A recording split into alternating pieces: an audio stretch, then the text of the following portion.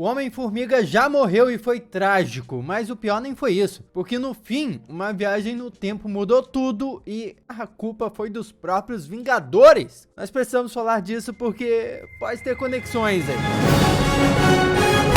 Olá, como vai? Tudo bem? Eu sou o Miguel Loquia e o Scott Lang é o segundo Homem-Formiga da Marvel, já que o Homem-Formiga original é o Hank Pym, mas ele sempre foi um herói bem secundário. Só que desde as suas aparições nos filmes, ele ganhou mais e mais relevância, ainda mais por conta do carisma do Paul Rudd. Porém, a verdade é que o herói já teve uma morte horrenda, que envolve uma terrível traição. E depois disso tudo, ainda meteram uma trama de viagem temporal que tem tudo a ver com as coisas que nós podemos ver no futuro do UCM. Mas como é que foi isso tudo? Para começo de conversa, a morte dele não foi bonitinha não, foi terrível. Tudo começou quando os Vingadores estavam reunidos na embaixada deles de Nova York, em uma época que essa embaixada existia, né? E o Homem-Formiga estava junto. Foi nesse local aí que a tragédia rolou. Enquanto esses Vingadores estavam conversando numa mesa gigante, de repente rola um alerta vermelho no andar térreo.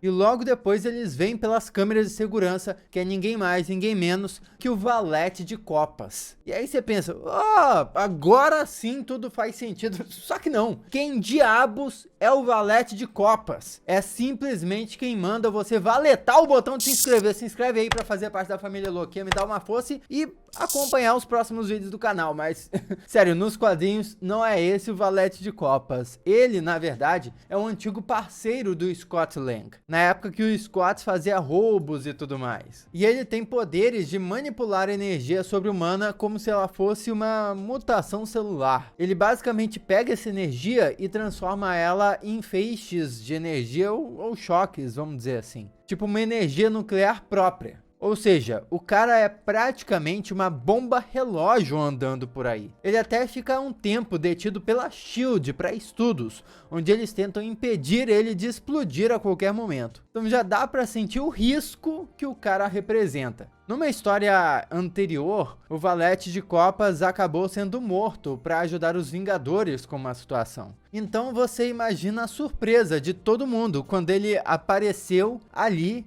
na base dos Vingadores, todo desfigurado e meio vivo e meio morto. Praticamente um zumbi se movimentando e andando em direção onde eles estavam. Eis que aí o Homem-Formiga vai até o seu amigo para ver ele. Porque afinal de contas, beleza, ele voltou zumbi, mas é um mundo de super-heróis, tudo é possível. E o Scott Lang tinha um apreço por esse cara. Afinal, na outra situação, onde ele tinha se sacrificado, basicamente, ele também tinha feito isso para salvar a filha do Scott, ou seja, a Cassie Lang. Então o Scott não só tinha um grande sentimento de amizade por ele, como também uma grande dívida. Só que quando o Scott tenta conversar com o Valete e ver se era ele mesmo, o Jack, que é o Valete de Copas, responde um simples "sinto muito" e explode. Bem aquela explosão que o corpo dele podia fazer. E essa cena já deixa um grande indício de que, sim, de alguma forma era o Valete mesmo, mas de alguma forma também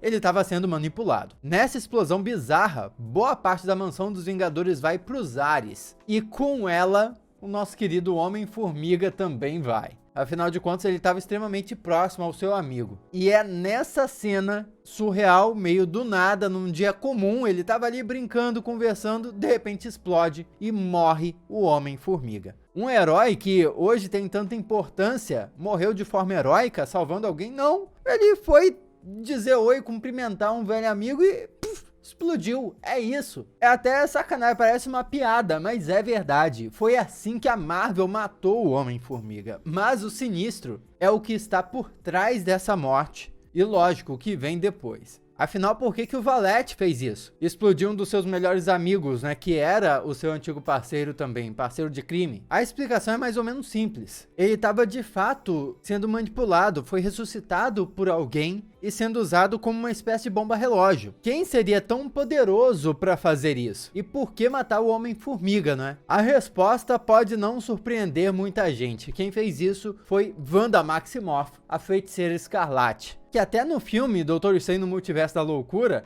fez algo similar lá, controlando a sua variante de outra dimensão. Não chegou a ressuscitar a sua variante de outra dimensão, apesar de que o Doutor Estranho fez. Mas enfim, foi algo parecido. Mas agora, as intenções dela são ainda mais vergonhosas pro Homem-Formiga, porque ela não queria simplesmente matar o Scott Lang. Ela, na verdade, estava nem aí pro Scott Lang. Scott simplesmente entrou no caminho. Ela queria se vingar de todos os Vingadores, porque ela achava que era culpa deles o fato dela ter perdido todas as pessoas na sua vida. E nada melhor do que mandar um super-herói morto, que também era uma bomba relógio, para entrar na mansão dos Vingadores e matar todos eles. O pobre do Homem-Formiga simplesmente entrou no caminho. Pois é, quem diria que Feiticeiro Escarlate faria uma coisa dessas? Entretanto, essa morte não é o fim para ele. E tudo tem a ver também com a Feiticeira Escarlate. Porque depois da morte do Scott, a Cassie Lang, que é a filha dele, usa as partículas PIM para se tornar a estatura e integra a equipe dos Jovens Vingadores. Mas o que isso tem a ver com o retorno do Homem-Formiga? Você pode perguntar. Tudo começa quando os jovens Wicano e Celery, que nessa época são supostos filhos da Feiticeira Escarlate reencarnados, na época não era comprovado ainda, e eles se encontram com Capitão América, Homem de Ferro e Miss Marvel, que explicam aos jovens o que aconteceu com a Wanda Maximoff e como ela causou o Dia M, que foi o dia em que a Wanda quase extinguiu os mutantes da face da Terra com a frase "chega de mutantes". Isso foi logo depois dela tentar criar um mundo perfeito para os mutantes com seus poderes de manipulação da realidade. Foi a tal Dinastia M, mas é claro que isso aí deu errado. Logo, eles, os supostos filhos da Wanda, decidem começar uma aventura pela Latvéria e pela linha do tempo para salvar a Wanda Maximoff, porque eles não acreditam em como os Vingadores nunca duvidaram por um só momento que talvez ela não fosse culpada pelos seus atos. E quando os Jovens Vingadores descobriram o que os irmãos estavam fazendo, eles vão atrás deles para ajudar. Porque afinal de contas são uma equipe, não é? E se você se lembra bem, a Cassie faz parte dos Jovens Vingadores. Ela, cujo pai foi morto pela Wanda, estava saindo nessa aventura para tentar inocentar a Wanda. Essa loucura de quadrinhos, mas realmente foi uma situação que a Cassie teve que superar para conseguir ajudar os seus amigos. Nesse rolê todo aí, os jovens se encontram com o Magneto, que foi buscar os seus netos, né, os filhos da Wanda. Porque nessa época aí, nos quadrinhos ainda se acreditava que a Wanda Maximoff era filha do Magneto. Hoje em dia essa parada tá descartada. Mas enfim, vamos continuar. Magneto queria que os seus netos passassem um tempo com ele em treinamento, mas eles não querem ir com seu avô, até que os Vingadores aparecem atacando o Magneto e os jovens decidem ir com ele. O grupo daí encontra Magnum, um super-herói bem antigo dos quadrinhos, um super-herói que não ganha muita importância há um tempo nos quadrinhos, que surgiu como um vilão,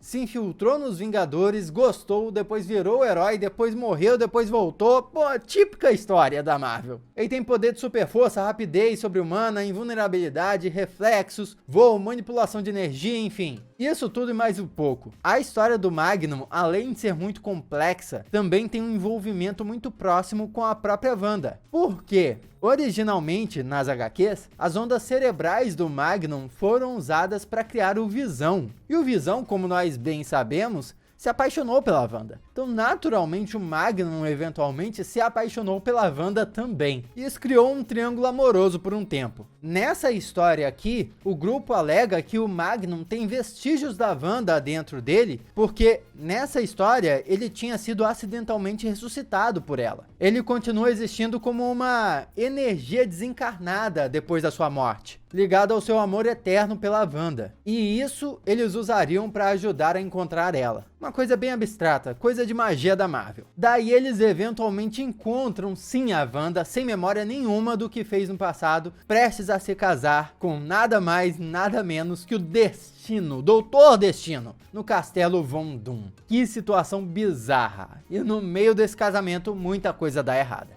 Aparecem os filhos da Wanda, os Vingadores, o Magneto, Destinobos, que são os bots do Doutor Destino e muito mais. Tava tudo indo por água abaixo, então a Wanda decide ajudar os filhos a fugir, em troca que lhe contem a verdade do que estava acontecendo. Wanda e os Jovens Vingadores correm de toda a confusão e se escondem numa floresta para fugir do destino. Porém, quando ele tá chegando, o Rapaz de Ferro, que tem poder de voar, criar campos magnéticos e o mais importante, ele é um viajante no tempo, aparece e leva todos eles para um fluxo de tempo diferente, numa tentativa de salvar todo mundo. E você acha que ele os levou precisamente para onde? Olha como tudo se fecha. Foi precisamente pro dia da morte do Homem-Formiga. Pois é, eles chegam bem antes da explosão do Valete de Copas, que culminou na morte do Scott Lang. E exatamente por isso conseguem salvar ele. Mas eles não fazem isso pra, tipo, mudar o passado. Em vez disso, os Jovens Vingadores, Wanda, o Scott Lang voltam pro futuro juntos e ficam seguros na sua própria linha do tempo. Ou seja, o Scott do passado